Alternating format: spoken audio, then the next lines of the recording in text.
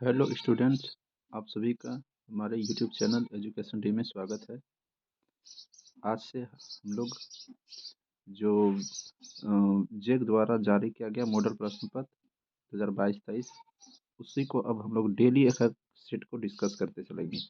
हाँ, तो यहाँ पर देख सकते हैं 2022-23 का जारी क्या हुआ। ये है मॉडल सेट पेपर, हम लोग इसी को डिस्कस करते चलेंगे। देख सकते हैं यहाँ पे। चलिए, तो देखिए, आप लोग को पहले तो वही क्वेश्चन का जो एग्जाम पैटर्न तो पता है ना आप लोग को। देख लो कैसे बनेगा।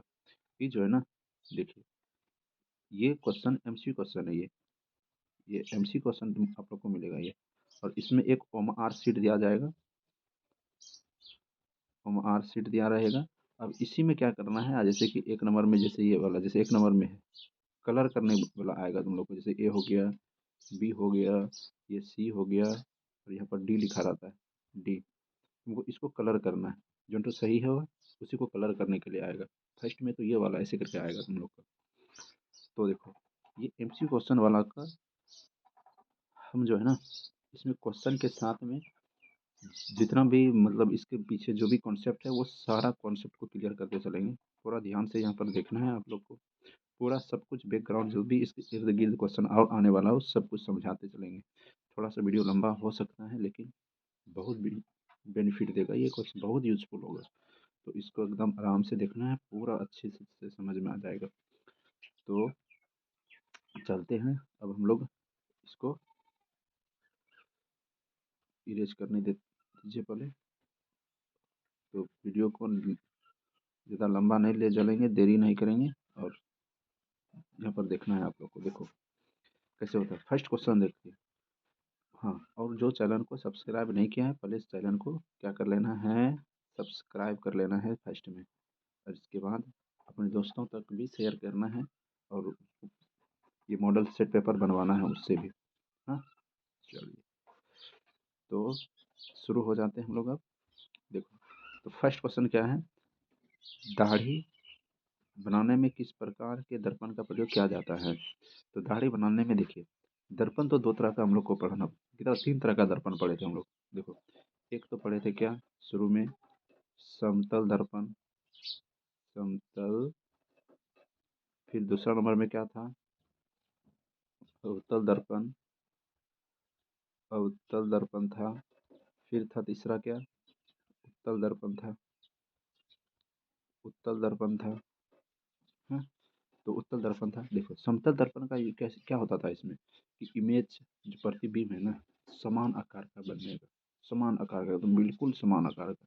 और ये अवतल दर्पण में क्या होता था, कि इसमें हर तरह का इमेज बनेगा तुमको, बड़ा भी बनेगा, छोटा भी बनेगा, और समान आकार का भी बनेगा। और उत्तल दर्पण में क्या होता था, उत्तल दर्पण में देखो, उत्तल दर्पण वाला ऐसे था ना, ये उत्तल दर्पण देखो, ये होता है उत्तल दर्पण। समझना पहले। देखो, यहाँ से मान लो क्या ऐसे करके लाइट आता था, ये वाला। इसके बाद क्या होता था, ये डाइवर्ज हो जाता था, ऐसे करके ये वाला डाइवर्ज ऐसे करके हो जाता था। यहाँ पर ये हो जाता, लगता था कि ऐसे करके लाइट आ रहा है, ऐसे ऐसे करके जाएगा लाइट। तो समझ में आए। तो इसमें क्या होता है, उत्तल दर्पण में वो मतलब सही से दिखाई नहीं देगा, मतलब इमेज है रियल में, लेकिन याद रखना है इसमें क्या, दाढ़ी बनाने के लिए किस दर्पण का प्रयोग किया जाता है, तो ध्यान रखना है अवतल दर्पण का प्रयोग किया जाता है। ये इसमें करेक्ट आंसर सी नंबर हो जाएगा। चलिए, नेक्स्ट क्वेश्चन पर हम लोग आगे बढ़ते हैं। चलो, पहले हम इसको इरेज कर देते हैं अब। चलिए, नेक्स्ट क्वेश्चन हम लोग आगे हैं। दूसरा नंबर देखिए, गोलीय दर्पण में फोकस दूरी एवं वक्रता त्रिज्या के बीच संबंध बताइए। देखिए, एक ये दर्पण था। देखो, कोई भी गोलीय दर्पण एक बनाते हैं। देखो, जैसे कि हम एक, मेरा जो फेवरेट दर्पण है वो है मेरा अवतल दर्पण। ठीक, अवतल दर्पण में ऐसे करके रहता था ना, ये वाला ऐसे करके ध्यान रखना है। यहाँ पर देखो, एक होता था क्या, यहाँ पर सेंटर, सेंटर होता था। कोई परिधि है ये वाला, यहाँ से इसको पोल बोलते थे, पोल। पोल से सेंटर तक की जो डिस्टेंस होता है ना, इस डिस्टेंस को क्या बोलना है, त्रिज्या, आर बोला जाता है, आर। और आर से जो आधा दूर में ये वाला होता है ना, इसका डिस्टेंस इस जगह, तो समझ यहाँ पर इसको क्या बोला जाता है, ये वाला जो डिस्टेंस है ना, ध्रुव से जो एक पॉइंट यहाँ पर है, इस पॉइंट को क्या बोलेंगे, इसको बोलते हैं एफ, फोकस दूरी, ऐसे बोलते हैं, इसको एफ बोलते हैं। ठीक। अब देखो ये जो रेडियस है, ये रेडियस का क्या होता है, ये फोकस लेंथ क्या होता है, इसमें आधा होता है। तो ध्यान रखना है इसमें क्या हो गया, देखो मान लो क्या, ये पूरा रेडियस है, और जो फोकल लेंथ होता है ना, ये क्या होता है, यहाँ से आधा दूर तक होता है, ये वाला फोकल लेंथ। तो क्या हो गया, पूरे रेडियस का जो एफ बराबर होता है ना, एफ बराबर क्या हो जाता है, r/2, r/2 ध्यान रखना है। या तो फिर क्या क्वेश्चन पूछ सकता है, क्रॉस मल्टीप्लाई भी दे सकता है, r = 2f, r = 2f याद रखना। देखो r कहाँ पर ऐसा है, देखो r = f/2, एक नंबर तो गलत है, एक नंबर गलत हो गया। नेक्स्ट देखते हैं, f बराबर r/2, f बराबर r/2 आ रहा है सही। तो क्वेश्चन नंबर 2 का आंसर कितना हो जाएगा, बी नंबर एकदम करेक्ट आंसर हो गया। चलिए क्वेश्चन नंबर, अब हम लोग कितना आ गया, 3 नंबर आ गया क्वेश्चन, देखते हैं 3 नंबर। चलिए 3 नंबर में क्या है, प्रकाश के अपवर्तन की प्रक्रिया में कौन सी भौतिक राशि अपरिवर्तित रहता है। चलो, अपवर्तन की जो क्रिया होता है ना, इसमें क्या अपरिवर्तित रहता है, कभी नहीं बदलता है। अपवर्तन समझता है, अपवर्तन क्या होता है कि मीडियम में, एक मीडियम से दूसरे माध्यम में आना। जैसे कि कोई प्रकाश है, जैसे मान लो क्या, ये पानी है, ये पानी है, इधर हवा है, इधर क्या है, हवा। समझना, पूरा कॉन्सेप्ट समझना है। इसको बोलते हैं एयर, हवा, हवा हो गया, और ये हो गया पानी, पानी हो गया। ठीक। अब ध्यान रखना कि अब देखो, जैसे ये हवा से ऐसे करके आ रहा है कोई प्रकाश की किरण, और फिर ये आता है, तो देखो इसको कौन सा बोलते हैं, सरल माध्यम, इसको क्या बोलेंगे, सरल माध्यम। और ये वाला सघन माध्यम, सघन माध्यम, ये वाला पता है ना। चलो सरल माध्यम से सघन माध्यम में आता है, तो क्या होता है कि ये जो लाइन है ना, ये लाइट, प्रकाश, वो अभिलंब की ओर झुक जाता है। देखिए यहाँ पर झुका है, तो अभिलंब की ओर झुक जाता है, अभिलंब की ओर झुक जाता है। और वही जब सघन माध्यम से, जैसे कि पानी है, फिर जैसे सघन माध्यम से फिर जाता है कहाँ पर, हवा में आएगा, यानी कि सरल माध्यम में आएगा, तो क्या हो जाता है, थोड़ा सा दूर हट जाता है ये, फिर प्रकाश की किरण अभिलंब से क्या हो जाता है, ये दूर हो जाता है। तो अब बोलता है क्या कि एक माध्यम से दूसरे माध्यम में आएगा तो क्या परिवर्तित नहीं होता है, तो वो देखना है। देखो वेग में परिवर्तन, देखो इधर से देखो, यहाँ पर वेग मतलब समझता है, वेग स्पीड में परिवर्तन। देखो यहाँ पर ऐसे करके गया, जैसे देखो हवा है, तो हवा में थोड़ा सा स्पीड आएगा, अब पानी में थोड़ा क्या हो जाता है, स्लो हो जाता है, तो वेग में परिवर्तन हो जाता है। तरंग दैर्ध्य में भी परिवर्तन होता है। देखो तरंग दैर्ध्य में परिवर्तन होने की वजह से ही तो ये इधर झुक गया है, इसी वजह तरंग दैर्ध्य में परिवर्तन, तो आवृत्ति में परिवर्तन नहीं होता है इसका, जो फ्रीक्वेंसी है ना, वो फ्रीक्वेंसी में चेंज नहीं होगा, ध्यान रखना ये। ठीक, आवृत्ति में चेंज नहीं होता है। हाँ। चलिए अब आ जाओ हम लोग चौथा नंबर क्वेश्चन आ जाओ। देखो 1 मीटर फोकस दूरी वाले उत्तल लेंस की क्षमता ज्ञात कीजिए। देखो कितना बढ़िया क्वेश्चन है, ये क्वेश्चन एग्जाम में भी देखने को मिलेगा। ठीक। चलिए अब हम लोग बनाते हैं नेक्स्ट क्वेश्चन। देखो चलिए 1 मीटर फोकस दूरी वाले उत्तल लेंस की फोकस दूरी वाले एक क्या ज्ञात करना है, क्षमता। फर्स्ट में पे देखो, पहले उत्तल हम लोग को लेंस पता करना है। देखो उत्तल लेंस, देखो उत्तल लेंस तो ये होता है, देख लीजिए। देखो उत्तल लेंस तो ऐसे होता है ना, ध्यान रखना ये। देखो ऐसे करके उत्तल लेंस हो गया, इसमें क्या होता है, दो गो इधर भी तुमको एक एफ मिलेगा, एक एफ इधर भी मिलेगा, होता है ना। एक तुमको सेंटर इधर भी मिलेगा, 2f जिसको बोलते हैं, 2f, और एक 2f इधर भी मिलेगा। चलो अब क्या होता है, यहाँ पर इसको ये वाला ध्रुव होता है ना, प्रकाशीय केंद्र होता है यहाँ पे। अब ध्यान रखना है, कोई भी देखो प्रकाश की किरण देखो इधर से आ रहा है, इधर से आ रहा है, ऐसे करके लेंस से अपवर्तन के बाद क्या से क्रॉस होगा, ये एफ से क्रॉस होगा, गुजरेगा। तो देखो प्रकाश की, देखो ये वाला ध्यान रखना। अब यहाँ से देखो, इसको ध्यान रखना, ये वाला आप लोग इसमें निर्देशांक ज्यामिति में पढ़ा होगा कि क्या, कि ये वाला इधर क्या होता है, यहाँ पर प्रकाश की दिशा में तय की गई दूरी, इधर वाला में क्या होता है कि तुमको लेना है धनात्मक, क्या लेना है, पॉजिटिव लेना है। और ये वाला इधर तुम जाएगा तो ऋणात्मक, माइनस लिया जाता है। यदि तुम ऊपर जाएगा तो फिर प्लस लेना पड़ेगा। पढ़ा हुआ ना निर्देशांक ज्यामिति में। और यहाँ पर क्या लेना है तुमको, माइनस लेना है। फिर इधर क्या लेना है, माइनस लिया जाता है। ठीक, तो देखो अब इसका ये वाला का देखो, फोकस दूरी किधर होगा, इधर आएगा फोकस दूरी। हम ये वाला दो को फोकस दूरी हो गया ना, तो हमको किधर लेना है, ये वाला लेना है या तो फिर ये वाला लेना है। तो ध्यान रखना, लाइट अपवर्तन के बाद किधर गया है, लाइट अपवर्तन के बाद देखो, लाइट जो है ना, प्रकाश ऐसे गिर गया, अपवर्तन के बाद इधर तो घुरा नहीं, इधर गया, ऐसे ही आ गया है, इधर आया, तो हमको लेना है ये वाला एफ लेना है। ठीक, तो एफ जो है ना, देखो इसमें भी एक बड़ी एफ है और एक छोटा एफ। ये जो है ना, ये फोकस को दर्शा रहा है, ये फोकस दूरी दिखाता है। छोटा जो एफ है ये फोकस दूरी को दिखाएगा। अब फोकस दूरी देखो यहाँ पर दिया है क्या, कि फोकस दूरी कितना, 1 मीटर है। कितना मीटर, 1 मीटर है। 1 मीटर है फोकस दूरी। कितना मीटर, 1 मीटर फोकस दूरी है। तो प्लस में है कि माइनस में है, ये प्लस में है। किसमें आएगा ये, इधर गया तो प्लस में है ना ये, हाँ चलो प्लस में गया, तो 1 मीटर प्लस में हो गया। अब क्या निकालना है तुमको, क्षमता निकालना है। चलो अब क्षमता हम लोग निकाल कर देखते हैं पहले क्या होता है क्षमता। चलिए फिर इसको हम हटा देते हैं, इरेज कर देते हैं अब ये वाला, और फिर समझना है यहाँ पे।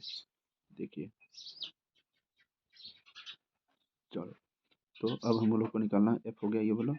अब फोकस निकालना, क्षमता निकालना। तो कभी भी ध्यान रखना, हमेशा एक क्षमता का फॉर्मूला होता है। क्या होता है फॉर्मूला क्षमता का, तो डी, चलो समझना, देखो पावर इक्वल टू क्या होता है, 1/f लेना है तुमको। क्या, 1/f ले लेना, ठीक है।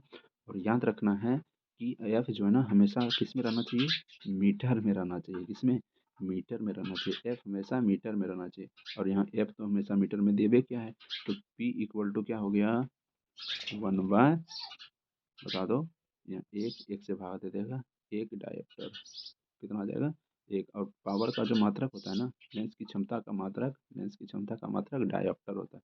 तो एक डायप्टर होगा, प्लस में होगा, ध्यान रखना, माइनस में नहीं। क्यों, क्योंकि इसका फोकस दूरी तो माइनस प्लस में होता है, इसलिए यहाँ पर बी नंबर सही होगा आंसर। देखना, बी नंबर सही है answer, B number, B for ball, B number answer सही होगा। चलो, 4 डायप्टर वाले अवतल लेंस की फोकस आ जाओ। अब फिर देखना भी यहाँ पर समझना, अब पूरा इसको साफ कर देते हैं, अब पूरा समझना है अभी, समझो पहले। देख, चलो देखो, अब आ जाओ क्या, अवतल लेंस। देखो अवतल लेंस समझ में आता है कौन है, ये देखो अवतल लेंस। चलिए अवतल लेंस बनाना है, देखो ये हुआ अवतल लेंस। ठीक, अब अवतल लेंस में क्या होता है कि देखो, लाइट, ये तो इसका मुख्य अक्ष हो गया, पता है सबको। इसमें क्या होता है कि लाइट ऐसे करके आता है, ये गया, और फिर लेंस से अपवर्तन के बाद ये देखो डाइवर्ज हो जाता है। क्या हो जाता है, ये डाइवर्ज मतलब अपसरित हो जाता है ये। अब डाइवर्ज हो जाता है ना, अपसरित हो जाता है, ऐसे करके बिखर कर जाता है, इधर फैल जाता है। ठीक, तो और लगेगा क्या कि ये लाइट कहीं पीछे से ऐसे करके यहाँ पर मिला है, ऐसे करके। तो अब बता दो, तो एफ इसका इधर आ गया ना, ये एफ देखो, ये वाला एफ हो गया, एक एफ इधर मिलेगा तुमको, और एक यहाँ 2f मिलता है लेंस वाला में, और इधर 2f हो गया ये वाला। अब ध्यान रखना है कि इसमें एफ देखो किधर गया, किसको काउंटिंग करना, 2f है, एक एक तो लेफ्ट साइड में भी एफ है, ये वाला भी ध्यान रखना, और ये एक राइट साइड में इधर भी मिलेगा तुमको एफ। तो ध्यान रखना, अब कौन सा एफ यूज हो रहा है, देखो लाइट तो इधर से गया, ये तो डाइवर्स हो गया, ये लाइट ऐसे करके आ रही है, इसके बाद इधर भाग गया, लेकिन हमको एफ कौन सा यूज हो रहा है, लग रहा है ना इधर वाला, तो ये वाला, यानी कि हमको ये वाला एफ का यूज करना है, इधर वाला का। तो अब देखो लाइट, अब यहाँ पर ध्यान रखना है, ये देख ऐसे करके ध्यान रखना, ये वाला इधर क्या लिखा जाता है, प्लस प्लस प्लस ऐसे करके लिखता है ना, था ना, 1 2 3 4 प्लस लिखा जाता है, इधर क्या लिखता है, माइनस लिखता है। तो अब बताओ इसकी जो फोकस दूरी है क्या आएगा, माइनस आएगा। जब माइनस आएगा ना, तो डायप्टर भी इसका क्या होना चाहिए, माइनस, यानी कि, तो ध्यान रखना ये वाला, समझ गया, माइनस। चलो इसमें माइनस वाइनस का बात ही नहीं दिया है, तो हमको बस इसको ध्यान रखना है, इधर रहेगा तो माइनस ध्यान रखना है। अब सिर्फ हमको निकालना है क्या, इसका डायमेंशन निकालना है, तो चलते हैं। ठीक, तो यहाँ तक समझ में आ गया। चलो लो, आ जाओ। चलो देखो, अब हमको क्या निकालना है, पावर। पावर इक्वल टू क्या हो जाता है, 1/f। 1/f, एफ समझ में आता है ना, फोकस दूरी। एक हम लोग को एकदम बिल्कुल एकदम न्यू तरीका बता देते हैं पावर निकालने का, एकदम बिल्कुल न्यू तरीका। ठीक, देखो क्या होता है कि कभी भी तुमको पावर निकालने दिया ना, तुमको ये वाला फॉर्मूला मत लिखना, ये वाला फॉर्मूला लिखो, पी बराबर 100 लिखना है, पी बटा 100 बराबर 1/f। ये वाला फॉर्मूला याद कर लो। कोई भी सवाल ना डायरेक्टर वाला का, इससे बनाकर देखना, हर सवाल बनेगा, एक भी सवाल नहीं छूटने वाला है। बस ये वाला सिर्फ ध्यान रखना है तुम लोग को। अब देखो, जैसे हम बनाकर देखते हैं सवाल, जैसे देखो P/100 हो गया। हाँ, P/, देखो इसको याद रखना है, इसको लिख लिया करो। हम साफ कर देते हैं, ताकि जगह मेरे पास कम है थोड़ा सा। ठीक, तो हम इसको साफ कर देते हैं। ठीक, चलिए, तो अब हम लोग देखते हैं क्या कि P/100 इक्वल टू क्या हो गया, 1/f, है ना। चलो, तो P/100 लिख देते हैं, अब बराबर, अच्छा अच्छा अच्छा, रुक जाओ, यहाँ पर थोड़ा सा मिस्टेक हो गया। देखो क्या कि यहाँ पर क्षमता दिया है ना, पी का वैल्यू 4 लिखा हुआ है, 4 लिख देना है यहाँ पे। हाँ, 4 लिखना है, और 1/f लिखना है। ठीक, इसको हटा दो, 25 क्रॉस गुना कर देना, ये ऐसे करो गुना होता है, ये वाला ऐसे गुना हो जाता है, तो f इक्वल टू कितना हो गया, 25 सेंटीमीटर। मीटर में आंसर मत देना, क्योंकि 100 लिख दिया ना, तो सेंटीमीटर में देना है। देखो है 25 सेंटीमीटर, बी नंबर मारो टिक। समझ में आया, तो देखो, तो इतना भी कॉन्सेप्ट भी याद रखते चलना, पूरा क्लियर होता चला जाएगा। हो गया ना, तो देख लो, जो जो नहीं देखा अभी तक, देख क्या क्या अभी बता दिए। देखो यहाँ पर 1 नंबर में समझ में आया, क्या दाढ़ी बनाने में किस प्रकार का दर्पण का प्रयोग किया जाता है, अवतल दर्पण। गोलीय दर्पण में फोकस दूरी और वक्रता त्रिज्या का क्या मतलब रिलेशन क्या बताए थे, एफ बराबर r/2। फिर क्या है, प्रकाश के अपवर्तन में किस मतलब कौन सी भौतिक राशि अपरिवर्तित रहती है, तो आवृत्ति याद रखना है। 1 मीटर अवतल लेंस है, अवतल लेंस है, तो उसका क्या तरह हो जाएगा, एक डायोप्टर होगा, एक डायोप्टर, 4 डायोप्टर दिया हुआ है, इसकी अवतल लेंस की फोकस दूरी बताना है तुमको। तो हमको पी बराबर ये वाला का यूज करके बनाना है। समझ में आ गया। चलो, अब नेक्स्ट हम लोग आते हैं, चलिए, ठीक, पहले थोड़ा सा विजिबल कर देते हैं, इसके बाद बनाते चलना है हम लोग को। चलिए, हो गया, ठीक। चलो, तो क्या याद रखना, अब देखो, वाहनों के अग्रदीपों में किस दर्पण का प्रयोग किया जाता है, अग्रदीप अब आ गया, अग्र और एक पश्चदीप, देखना बढ़िया से भाई, ध्यान रखना इसको। एक अग्रदीप, अग्रदीप क्या हुआ कि मान लो क्या, अग्रदीप देखो, अग्रदीप में जैसे यहाँ पर जैसे कि एक हम गाड़ी बनाते हैं, ध्यान रखना, देखो समझना, जैसे कि हम एक ऐसे करके गाड़ी बना दिए, ध्यान रखना यहाँ पे,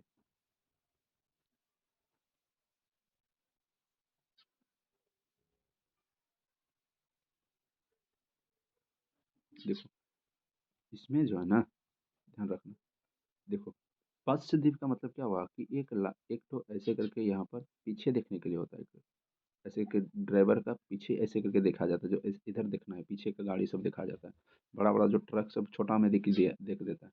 इसका मतलब यहाँ पर क्या लगा हुआ है, उत्तल दर्पण, यहाँ पे पश्चदीप में। लेकिन अग्रदीप, अग्रदीप का मतलब क्या हुआ, हेडलाइट, क्या हुआ, हेडलाइट, बढ़िया से देखना, यहाँ जो हेडलाइट है ना, इसमें ये वाला दर्पण का यूज करता है, समझा।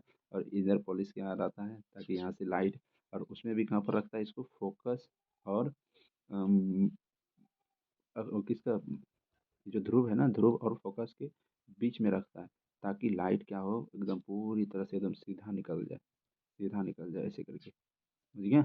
तो ध्यान रखना है यहाँ पर कहाँ पर रखा है, कौन सा दर्पण का यूज किया जाता है, तो अवतल दर्पण का यूज किया जाता है अग्रदीप में।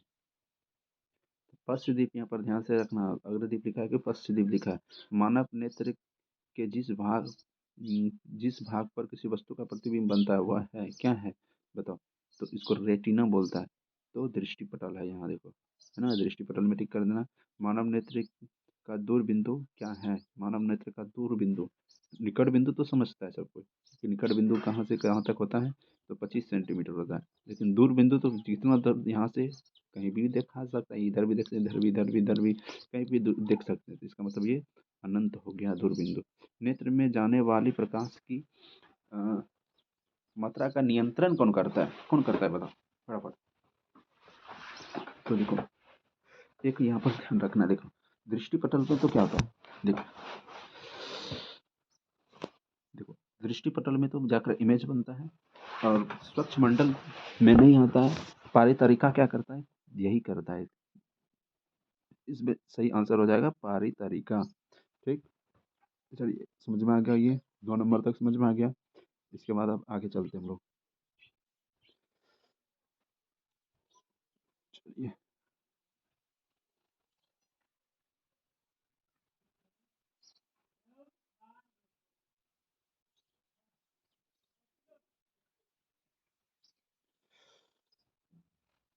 अच्छा 9 नंबर अभी तो बाकी हो गया ना तब। अच्छा 10 नंबर अभी है। अब हम लोग क्वेश्चन नंबर 10 में आ गए हैं। चलिए ठीक। अब देखो, मानव क्या है, मानव नेत्र में प्रतिबिंब की प्रकृति क्या होती है, मानव नेत्र के अंदर बताना है। तो इमेज कैसा बनता है बताओ तो इसमें बनेगा, देखो यहाँ पे ये हो, आंख में समझता है ना कैसे बनता है। यहाँ पर देखो आंख में कौन सा लेंस का यूज होता है, वहाँ पर लेंस, बताओ फटाफट बताओ। उत्तल लेंस, उत्तल लेंस में क्या होता है, लाइट तो ऐसे करके आएगा, आएगा, ऐसे करके कटेगा, और यहाँ पर आँख का ये वाला देखो हिस्सा, आँख सबको पता है ना कैसे होता है। चलो, तो ये ध्यान रखना, मान लो ये मेरा हम लोग का आँख हो गया था, आँख में ऐसे करके ही रहता है ये, ध्यान रखना। तो इसमें देखो इमेज कैसा बन रहा है, लाइन देखो सीधा सीधा एकदम कट रहा है ना, सही में कट रहा है ना। तो 1 नंबर तो सबसे पहले क्या आएगा कि वास्तविक, और वास्तविक चीज क्या होता है, उल्टा होता है। वास्तविक प्रतिबिंब और उल्टा बनेगा, वास्तविक उल्टा, देखो कहाँ है। सबसे पहले सीधा जहाँ जहाँ लिखा है वो तो कट गया, सीधा काटो, सीधा वाला काट दो, अब बचा क्या, उल्टा, उल्टा, उल्टा चीज क्या बोलता है, वास्तविक होता है। तो ध्यान रखना यहाँ पर। नंबर कितना हो जाएगा, D नंबर इसका करेक्ट आंसर हो जाएगा। ठीक, चलो बहुत अच्छा है, बहुत अच्छा। देखो, 1 किलो वाट आवर निम में से किसकी इकाई है। अब हम लोग को समझना है ये किसकी इकाई है, चलते हैं। तो देखो किसका इकाई है, ऊर्जा का, विद्युत ऊर्जा का इकाई को क्या बोलेंगे, B नंबर से हो जाएगा। कूलाम का SI, कूलाम किसका SI मात्रक है, बताओ कूलाम किसका SI मात्रक है, बता सकता है। तो ये हो जाएगा विद्युत आवेश का, विद्युत आवेश का मात्रक क्या हो जाता है, कूलाम। फिर विद्युत धारा का मात्रक क्या हो जाता है, एम्पियर। विभवांतर का मात्रक भी लिख लो तुम लोग फटाफट, विभवांतर का मात्रक वोल्ट, वोल्ट होता है। और प्रतिरोध का मात्रक ओम, प्रतिरोध का मात्रक ओम, ध्यान रखना। चलो फटाफट याद कर लेना इसको, ये पूरा तुम लोग एग्जाम में मिलेगा ये देखने के लिए। चलते हैं अब हम लोग 12 13 नंबर क्वेश्चन में आ गए ना। चलते हैं, देखो चलिए 13 नंबर क्वेश्चन देखिए हम लोग क्या है। विद्युत मोटर एक युक्ति है जो परिवर्तित करती हैं, विद्युत मोटर, अच्छा मोटर में कैसे चलता है, हम लोग का घर में जो मोटर होता है वो कैसे चल जाएगा। तो उसमें तो करंट हम लोग देते हैं, विद्युत ऊर्जा देते हैं ना, विद्युत देते हैं। देखो हम लोग सबसे पहले उसमें क्या देते हैं, विद्युत, उसमें विद्युत आता है, देखो विद्युत आएगा। और विद्युत ऊर्जा को किसमें बदल देता है इसने, यांत्रिक ऊर्जा में, किसमें, यांत्रिक, विद्युत ऊर्जा को यांत्रिक ऊर्जा में, ध्यान रखना विद्युत ऊर्जा को यांत्रिक ऊर्जा में कन्वर्ट करता है। तो ध्यान रखना विद्युत ऊर्जा को यांत्रिक, देखो 13 का क्वेश्चन नंबर B आंसर हो जाएगा इसका। चलो, जल का विद्युत अपघटन किस प्रकार की अभिक्रिया है, जल का विद्युत अपघटन कराते हैं, देखो जैसे कि पानी H2O हो गया, इसमें विद्युत अपघटन क्या करते हैं, इलेक्ट्रिसिटी जब देते हैं ये क्या बन जाता है यहाँ पर H+ और यहाँ पर क्या बन जाता है, प्लस यहाँ पर लिखना है और ओ माइनस में आ जाता है। तो किस प्रकार का, ये देखो था कितना, एक एलिमेंट। अब समझना यहाँ पर अभिक्रिया से बता देते हैं। देखो क्या होता है, देखो मतलब यदि एक बहुत बड़ा है, मान लो क्या ए बी इसमें है, ए बी है, और ये किसी तरह टूटकर क्या बन गया, एक ए में आ गया और एक बी बन गया, तो क्या हो गया बताओ तो, वियोजन हो गया। तो वियोजन हो गया तो क्या बोलना है, वियोजन अभिक्रिया। क्या हो जाएगा ये, वियोजन अभिक्रिया। चलो पूरा अभिक्रिया समझाते हैं पहले, ठीक, समझ में आ गया। 14 का 20 समझ में आ गया कैसे होता है। अब देखो हम लोग अभिक्रिया पहले समझ लो, पहले पूरा कैसे करके अभिक्रिया होता है। देखो इसमें जो अभिक्रिया है हम उसको समझाते हैं पहले। देखो इसमें याद रखना है कितना अभिक्रिया है, 4 याद रखना है। देखो एक क्या है, संयोजन अभिक्रिया है। संयोजन अभिक्रिया में क्या होता है कि मान लो क्या ये ए है प्लस यहाँ पर बी हो गया, ये दोनों जुड़कर यदि एक बन जाए, ए और बी बन जाए, तो बोल देना ये संयोजन अभिक्रिया है। चलो अब आ जाओ वियोजन अभिक्रिया। वियोजन अभिक्रिया क्या है, इसमें देखो यदि क्या है कि ए और बी है, ए बी है, ए बी है, और यदि इसमें इसको कोई अभिक्रिया किया और 2 बन जाता है, ए प्लस बी बन गया, ए प्लस बी बन गया, तो क्या बोलना है, ये वियोजन अभिक्रिया है। विस्थापन अभिक्रिया में क्या होता है, देखो तीसरा नंबर विस्थापन अभिक्रिया। मान लो क्या यहाँ पर ए है प्लस बी है, चलो ए बी है और यहाँ पर आ गया डी। अब क्या होता है कि जो बी एक ए को ना, ए को क्या कर देता है यहाँ से डिस्प्लेस कर देगा और इसके प्लेस पे डी आ जाता है। देखो जैसे बन जाएगा डी और बी हो गया और यहाँ से इसको हटा देगा और बन जाएगा ये ए। इसको बोलते हैं विस्थापन अभिक्रिया, ठीक। और फिर क्या है, द्विविस्थापन अभिक्रिया समझो। द्विविस्थापन अभिक्रिया क्या होता है, देखो मान लो यहाँ ए बी हो गया और प्लस एक्स और वाई हो गया, ठीक। अब क्या करता है, ये ऐसा अभिक्रिया करता है ना कि ध्यान रखना, ये जो ए है ना, ये क्या करता है, एक्स के स्थान पे आ जाएगा और एक्स इसका प्लेस में आ जाएगा। देख लो यहाँ पर क्या करना, एक्स और हो जाएगा यहाँ पर बी प्लस क्या हो जाएगा यहाँ पर बी वाई। बस इस तरह का अभिक्रिया यदि आ गया तो बोलना है ये द्विविस्थापन अभिक्रिया है। समझ में आ गया। चलो तो अब एक दो को पहले एग्जांपल भी बना लो तुम लोग, तो फिर आगे बढ़ना है। पहले इसको हम इरेज करते हैं।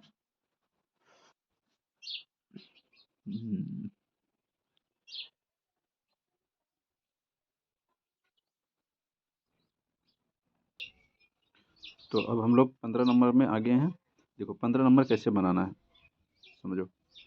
देखो 15 नंबर क्वेश्चन में क्या है कि CuO प्लस H2O एरो दिया है, Cu प्लस H2O हो गया है। तो बताया क्या कि दिए हुए अभिक्रिया में किस पदार्थ का उपचयन हो रहा है।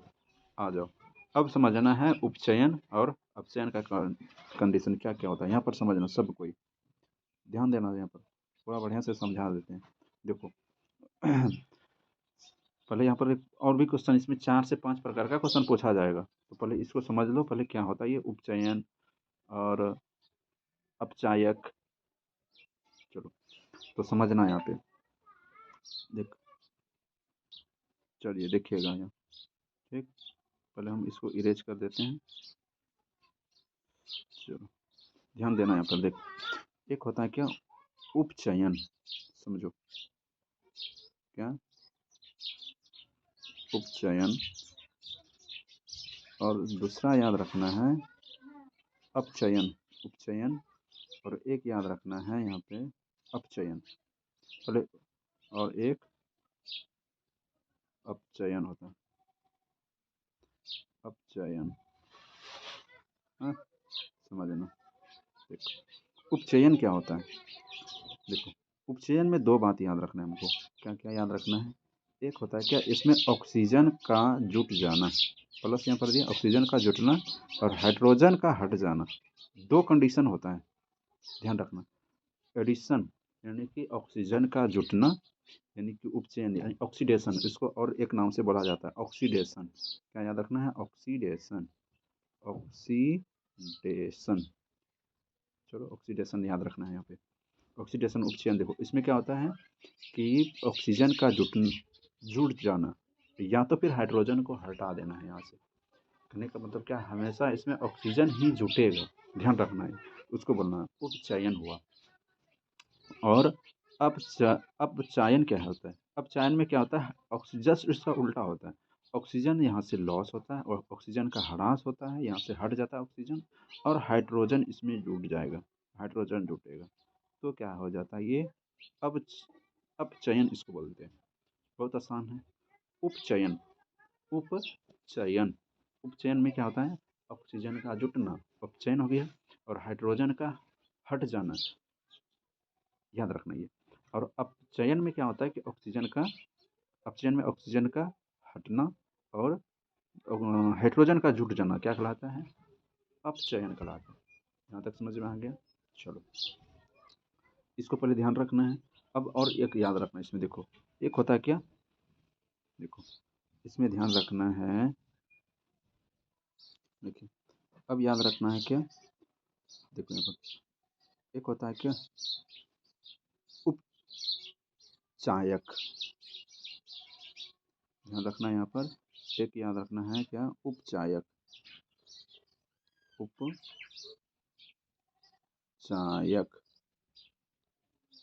हाँ एक याद रखना उपचायक, और एक याद रखना है हमको क्या, उपचायक हो गया, एक होता है अपचायक, अपचायक, ध्यान रखना इसमें मिलेगा एक अपचायक। उपचायक क्या होता है, देखो उपचायक ध्यान रखना जो ना ऑक्सीजन दे दे उसको क्या बोलते हैं, उपचायक, जो ऑक्सीजन दे, याद रखना है, जो ऑक्सीजन, जहाँ से तुमको ऑक्सीजन मिला ना उसको बोलना है उपचायक। मतलब कोई चीज़ को ऑक्सीडेशन करने में, ऑक्सीडेशन का मतलब क्या हुआ, ऑक्सीकृत, जो तुमको ऑक्सीजन दे दे उसको क्या बोलना है, उपचायक, मतलब जिससे ऑक्सीजन मिले, जो, ध्यान रखना है जिससे ऑक्सीजन मिले, ध्यान रखना है क्या कि जिससे, जिससे ऑक्सीजन, ऑक्सीजन O2 मिले, मिले उसको क्या बोलना है, उसको मिलना है उपचायक। और जिससे, जिससे क्या होता है,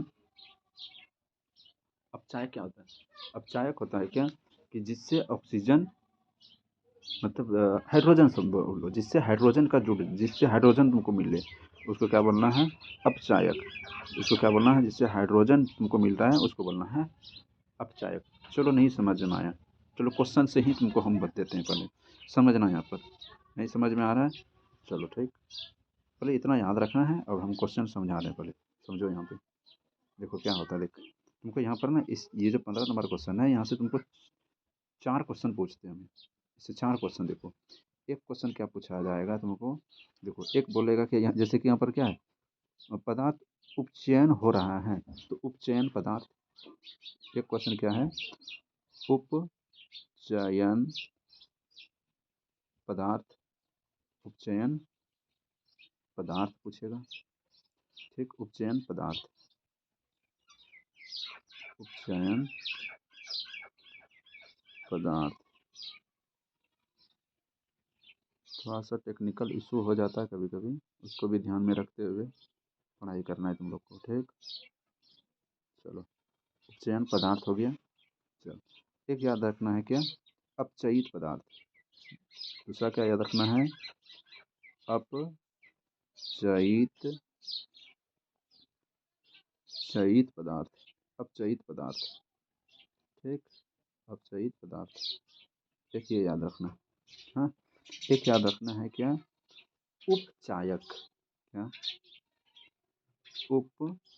उपचायक, उपचायक याद रखना है, और एक याद रखना है अपचायक, एक याद रखना है अपचायक, अपचायक, ये ध्यान रखना है, ठीक, अपचायक।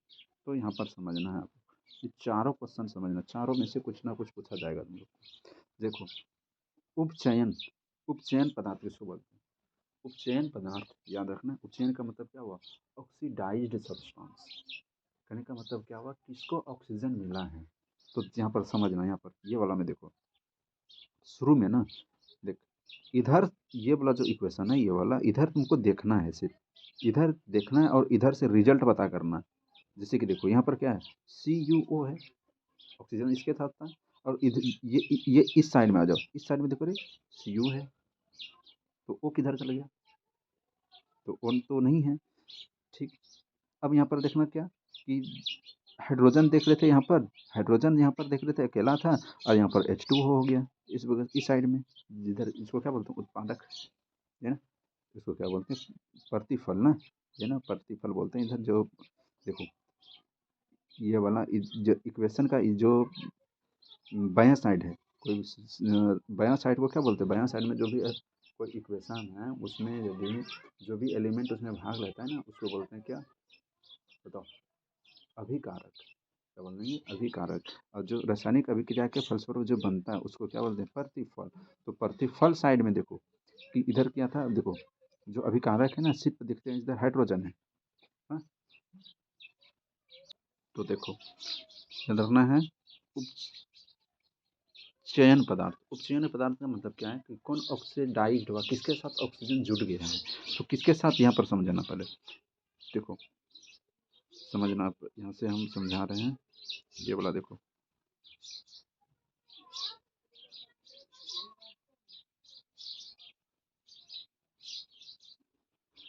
देखो समझना थोड़ा, देखो यहाँ पर 15 नंबर क्वेश्चन में देखो क्या लिखा है कि यहाँ पर Cu पहले H2O लिखा है, तो इसमें ध्यान देना है क्या कि ये इसी से तुम्हारा आंसर आएगा, यहीं से हमेशा आंसर आएगा।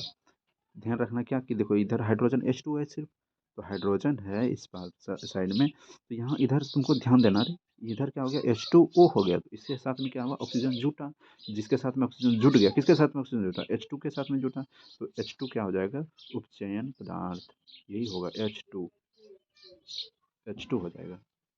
ठीक, अब क्या है कि यहाँ पर देखो अपचयित पदार्थ पूछेगा। अपचयित का मतलब क्या हुआ, अपचयित किसको बोलते हैं, जिससे ऑक्सीजन हटना चाहिए ना, तो ऑक्सीजन देखो किसके के साथ हट गया, कहाँ से हट गया, था क्या यहाँ पर CuO था, CuO, इधर देखते हैं CuO, Cu है सिर्फ, तो देखते हैं यहाँ से हाइड्रोजन ऑक्सीजन हट गया ना, तो CuO क्या हो जाएगा, अपचयित पदार्थ, CuO हो जाएगा अपचयित पदार्थ। नेक्स्ट देखो उपचायक। अब उपचायक देखो क्या मतलब, जिसके साथ में ऑक्सीजन ऐड होता था उसको क्या बोलेंगे, उपचयित पदार्थ। अब जो ये काम करवाएगा, कहने का मतलब क्या है, जो ऑक्सीजन ना तुमको देकर ऑक्सीडाइज कर दे, ऑक्सीडाइज का मतलब क्या हुआ कि जिसके साथ में ऑक्सीजन ऐड होता है ना, तो ऑक्सीजन कौन दिया उसको, कौन मदद कर रहा है ऑक्सीडाइज्ड होने में, यानी कि अपचयित कराने में मदद कौन किया, तो यहाँ पर अकेला H2 था, H2 था अकेला, CuO के पास वो लेकर आया था ऑक्सीजन, और वो ऑक्सीजन देकर उसको क्या करवा दिया, ऑक्सीकृत करवा दिया, तो CuO क्या हो जाएगा, उपचायक हो जाएगा, CuO हो गया उपचायक। और ध्यान रखना है अपचयित, अपचायक, अपचायक का मतलब क्या हुआ कि अपचायक, अपचायक का मतलब क्या हुआ, ऑक्सीजन ना, ऑक्सीजन किसके वजह से हट रहा है ना, ऑक्सीजन किसके वजह से हट रहा है, तो उसी को क्या बोलेंगे, अपचायक। तो किसके वजह से, H2 के वजह से हट गया ना, इसको बोलना है अपचायक। क्लियर, तो इसमें बताइए अब आंसर कौन होगा, किस पदार्थ का उपचयन हुआ है, तो उपचयन का मतलब क्या हुआ कि किसके साथ में ऑक्सीजन ऐड हुआ। तो हमेशा ध्यान से, जो अभिकारक है ना, अभिकारक से तुमको देखना है, अभिकारक में देखो यहाँ पर H, देखो ऑक्सीजन था, ऐड होना चाहिए ना, तो देखो इसमें H2 था, इधर देखते हैं H2O हो गया, पानी मिल गया H2O हो गया, तो ओह पक्का जो हाइड्रोजन है ना, तो हाइड्रोजन के साथ ही क्या आया है, ऑक्सीजन आकर तो ये अपचयित हो गया, तो क्या याद रखना H2, तो आंसर नंबर D आएगा इसका। चलिए हो गया कंप्लीट, आगे चलते हैं हम लोग नेक्स्ट क्वेश्चन की तरफ आगे। देखो तो इसको हम क्या कर देते हैं, अब साफ कर देते हैं, इरेज कर देते हैं।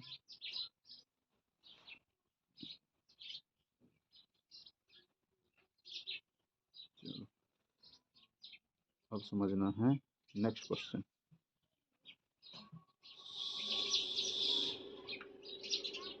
चलिए अब हम लोग को समझना है नेक्स्ट क्वेश्चन में आगे। देखो अब क्वेश्चन 16 नंबर देखते हैं ना, दिए गए चित्र में किस प्रकार की अभिक्रिया हो रही हैं।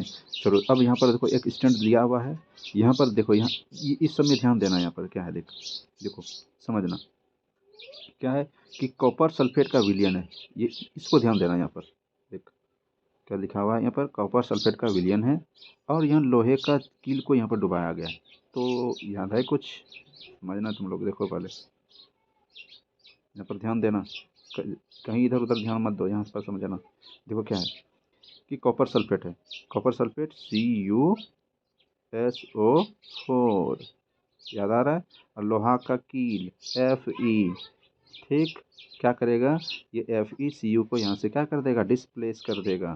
तो क्या बन जाएगा FeSO4 इंटू H2 HU हो जाएगा, है ना। तो इसमें क्या हो गया, यहाँ से इसकी जगह पर हट गया ना। अभी तो थोड़ा देर पहले बताए थे कि यदि एक ये वाला रिएक्शन को क्या नाम दिया जाता है, तो विस्थापन अभिक्रिया। आंसर नंबर सी हो जाएगा। चलिए समझ में आ गया है। आगे देखो, निम्न में से कौन प्राकृतिक सूचक का उदाहरण है। प्राकृतिक सूचक का उदाहरण तुमको देखना है, ठीक। प्राकृतिक समझो, तो इसमें क्या बोल रहा है, निम्नलिखित में से कौन प्राकृतिक सूचक का उदाहरण है। नेचुरल इंडिकेटर बताना है ना। नेचुरल इंडिकेटर कौन होता है, देख यहाँ पर देखो, मिथाइल ऑरेंज। मिथाइल ऑरेंज का क्या होता था, जूस, जूस होता है ना। मिथाइल ऑरेंज का जूस होता है, ऐसे करके जो जूस होता था उसमें पिंक कलर आता था, फिनोप्थिलीन। इसमें भी नहीं होता ये सब क्या होता है कि लैब में बनाया जाता है। लिटमस पेपर को भी लैब में बनाया जाता है। कहने का मतलब इसमें प्राकृतिक सूचक नहीं है। प्राकृतिक सूचक क्या होता है, ओनियन, वो हल्दी, ये सब ना प्राकृतिक सूचक होता है। गुलाब का, वो किसका, अड़हुल का फूल, वो सब होता है प्राकृतिक सूचक जो पेड़ पौधा से मिले। तो ऐसा तो है नहीं इसमें, ये सबको लैब में बनाया जाता है। तो इसमें याद रखना कोई नहीं आंसर होगा, ठीक। 17 नंबर का क्वेश्चन हो गया। चलिए यहाँ तक तो समझ में आ गया। अब हम लोग को नेक्स्ट में आना है। कितना नंबर हो गया, 3 खत्म, चौथा नंबर आ जाते हैं हम लोग। समझो,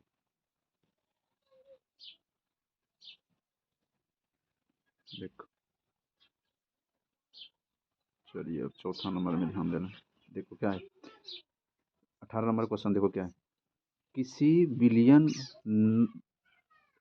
विलियन का pH मान 10 है, वह निम्नलिखित में से क्या होगा। देखो pH मान कितना है, 10। चलो आ जाओ, pH पर थोड़ा सा कंसेप्ट भी बता देते हैं। देखो इसी वजह से लेट लग रहा है। अभी 18 क्वेश्चन है, आगे हम लोग कितना 40 मिनट 42 मिनट लग गया। तो तुमको समझ रहा है ना क्यों क्यों समय लग रहा है यहाँ पे। ध्यान रखना, pH का पूरा पहले कॉन्सेप्ट सीख लो। देखो pH वैल्यू जो होता है ना, देख ये तुमको pH वैल्यू मान क्या बताता है, तुमको अम्लीय क्षारीय का ज्ञान देगा। ये pH जो स्केल है, तो ध्यान रखना इसमें जो होता है ना pH स्केल में, ध्यान रखना है pH स्केल में होता है क्या कि, ध्यान रखना यहाँ पर देखो pH जो स्केल रहता है ना, उसमें याद रखना 1 से लेकर 14 तक नंबर लिखा रहता है, 14 तक, ठीक। इसमें 3 तरह का याद रखना है। देख पहले 1 से गैप रहता है कहाँ तक, 7 तक, और फिर 7 से याद रखना है तुमको 14 तक, ठीक।